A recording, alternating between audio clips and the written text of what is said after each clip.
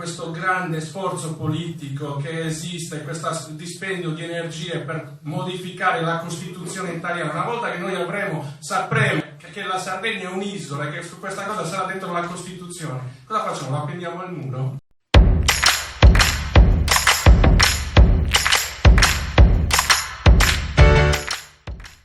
Cosa ce ne facciamo di questa cosa qui? Perché c'è già una norma di rango costituzionale che riconosce l'insularità. Intanto c'è il trattato sul funzionamento dell'Unione Europea, ma c'è anche il nostro statuto. Quella specialità è la nostra insularità. E se noi applicassimo quello statuto sarebbe risolta la cosa. È una forma di autogoverno. Io non voglio cambiare la Costituzione italiana, io voglio applicare lo statuto sardo.